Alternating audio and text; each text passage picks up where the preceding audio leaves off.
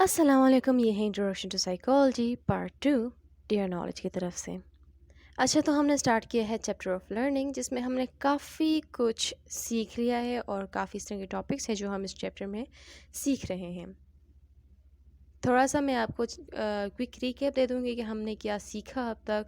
ये सामने आपको स्क्रीन पे चैप्टर ओवरव्यू नज़र आ रहा है। ये सारे वो टॉपिक्स हैं जो हम चैप्टर ऑफ लर्निंग में सीख रहे हैं और अब तक हमने क्या कुछ सीखा वो मैं आपको बता देती हूँ। जो हमारा फर्स्ट लेसन था, लेसन 1, वो था डेफिनेशन ऑफ लर्निंग के बारे में, जिसमें हमने लर्निंग की डेफिनेशन पढ़ी। एक छोटी सी केस स्टडी हमने डिस्कस की उसके अंदर, और फिर हमने लर्निंग की उसी का हवाला लेते हुए हमने लर्निंग की डेफिनेशन जो है वो आपके साथ शेयर की। उसके बाद फिर हमने उस डेफिनेशन को भी डिस्कस किया कि उसके अंदर हर एक वर्ड जो यूज़ हुआ लर्निंग के लिए डेफिनेशन में, तो हमने उन एक एक वर्ड को डिस्कस किया कि अगर मिसाल के तौर पे एक डेफिनेशन है कि learning is a relative permanent change in behaviour, तो इसके लिए वर्ड रिलेटिव परमानेंट चेंज क्यों कहा है और एक्सपीरियंस का वर्ड क्यों यूज़ हुआ है। तो ये सारा कुछ हमने जो है उसमें डिस्कस किया था।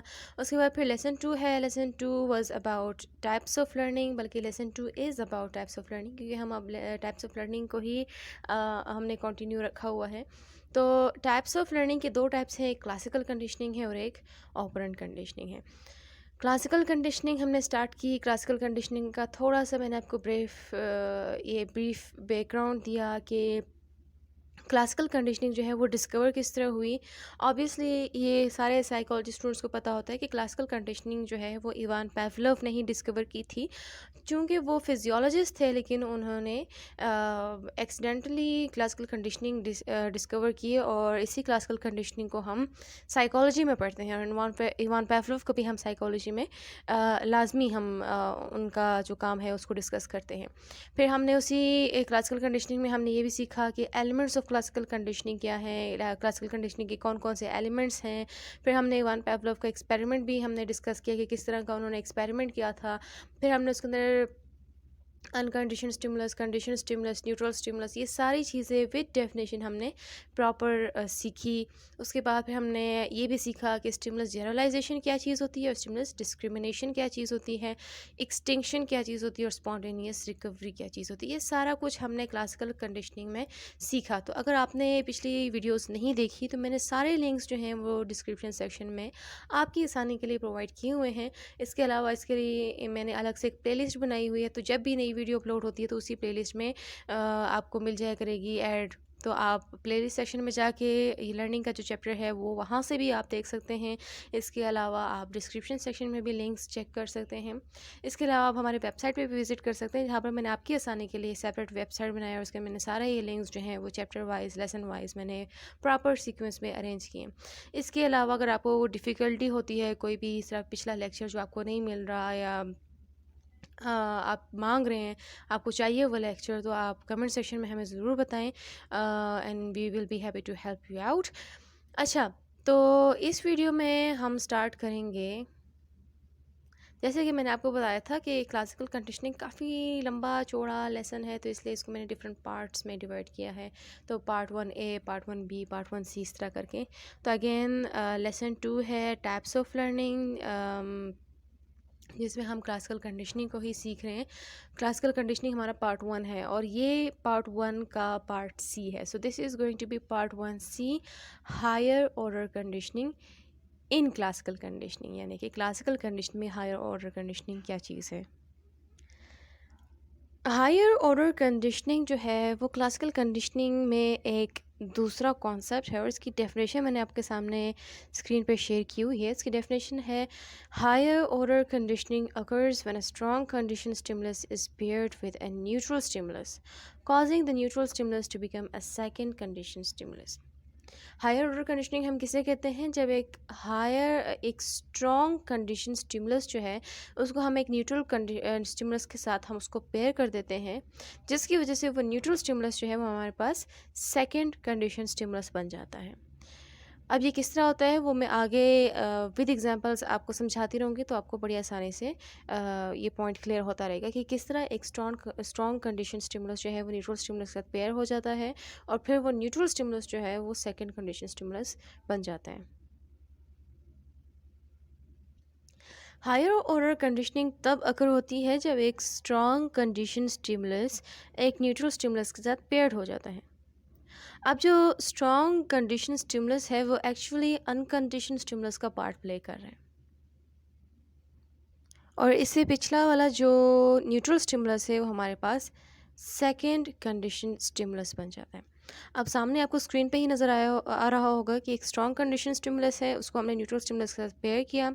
स्ट्रॉन्ग कंडीशन स्टिमुलस हमारे पास एक्चुअली फ़िलहाल अनकंडीशन स्टिमुलस है, जो न्यूट्रल स्टिमुलस के साथ पेयर होने के बाद न्यूट्रल स्टिमुलस को सेकेंड कंडीशन स्टिमुलस बना देते हैं। तो एक एग्ज़ाम्पल के ज़रिए मैं आपको ये पॉइंट क्लियर करवा देती हूँ।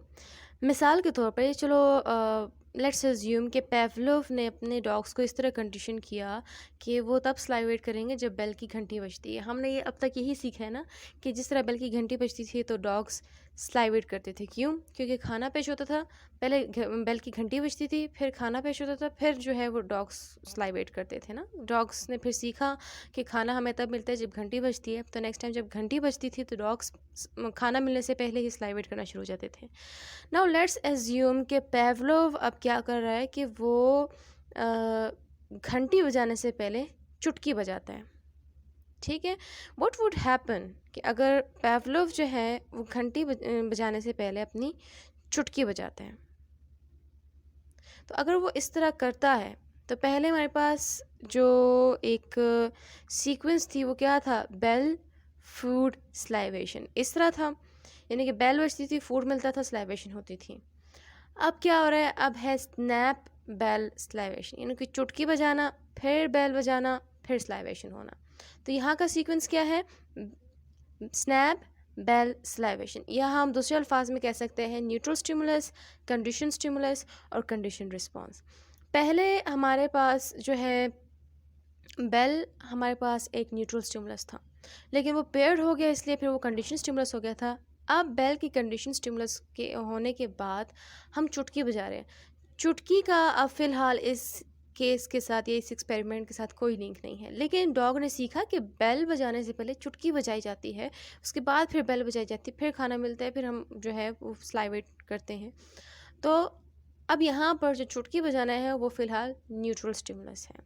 सो स्नैप, बेल, स्लाइवेशन, या फिर आपका है न्यूट्रल स्टिमुलस, कंडीशन स्टिमुलस और कंडीशन रिस्पॉन्स। तो अगर स्नैप, बेल, स्लाइवेशन यही प्रोसेस बार बार रिपीट होता रहे, बार बार रिपीट होता रहे, यानी कि पेवलोव हर दफ़ा बेल बजाने से पहले चुटकी बजाए, फिर बेल बजाए, हर दफ़ा जब भी वो खाना दे उससे पहले बेल बजाता है, लेकिन बेल बजाने से पहले वो चुटकी बजाए, तो डॉग्स जो हैं वो सीख लेंगे कि फिंगर स्नैप जो है उसके बाद हमें खा। तो इवेंचुअली अगर यही प्रोसेस स्नैप, बेल, स्लाइवेशन बार बार रिपीट होगा, तो जो फिंगर स्नैप है वो इवेंचुअली स्लाइवेशन या स्लाइवेटरी रिस्पॉन्स कॉज करना शुरू कर देगी। फिर यहाँ पर जो ये स्नैप है, ये जो चुटकी बजाना है, जिस तरह पेवलोव चुटकी बजाएगा, डॉग स्लाइवेशन करेंगे, क्योंकि उनका लिंक जो है अब उस फिंगर स्नैप के साथ हो गया। अब क्या है, जो फिंगर स्नैप है वो हमारे पास कंडीशनड स्टिमुलस बन गया।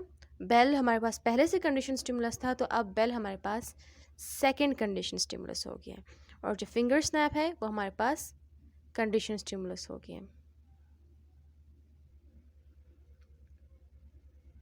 क्योंकि जिस तरीके से बेल एक हमारे पास एसोसिएशन कॉज कर रही थी, इस तरह फिंगर स्नैप भी एक सेम प्रोसेस के थ्रू एसोसिएटेड होगी बेल के साथ, जिसकी वजह से जिस तरह बेल की फूड के साथ एसोसिएशन हो गई थी, इसी तरह अब फिंगर स्नैप जो है उसकी भी एक एसोसिएशन हो गई। तो इसलिए फिंगर स्नैप जो है हमारे पास एक दूसरा कंडीशन स्टिमुलस बन गया है, और इसी प्रोसेस को हम कहते हैं हायर ऑर्डर कंडीशनिंग। यानी कि जब एक स्ट्रॉन्ग कंडीशन स्टिमुलस को एक न्यूट्रल स्टिमुलस के साथ पेयर कर दिया जाए, जिसकी वजह से वो न्यूट्रल स्टिमुलस जो है हमारे पास सेकंड कंडीशन स्टिमुलस हो जाए, तो इसको हम हायर ऑर्डर कंडीशनिंग कहते हैं। पिछले जो एक्सपेरिमेंट्स थे उसमें हमारे पास अब तक बेल ही न्यूट्रल स्टिमुलस होता आ रहा था। अब हम क्या कर रहे हैं, बेल से पहले हमने एक दूसरा स्ट्रॉन्ग कंडीशन स्टिमुलस ढूंढ लिया, जिसकी वजह से वो जो न्यूट्रल स्टिमुलस था हमारे पास सेकेंड कंडीशन स्टिमुलस बन गया। तो ये थी आज की वीडियो। अगर आपको कॉन्सेप्ट क्लियर हुआ है, वीडियो को लाइक करें। इसके अलावा अगर आप हमारे चैनल पे नए हैं तो हमारे चैनल को सब्सक्राइब करें, बेल आइकन पर क्लिक करें ताकि जब भी कोई वीडियो अपलोड होगी आपको एकदम से नोटिफिकेशन मिल जाया करेगी। इसके अलावा आप वीडियो के लिंक्स को, चैनल के लिंक्स को अपनी फैमिली मेम्बर्स और फ्रेंड्स के साथ शेयर कर सकते हैं, बिकॉज शेयरिंग इज़ केयरिंग। और तब तक के लिए अल्लाह हाफिज़।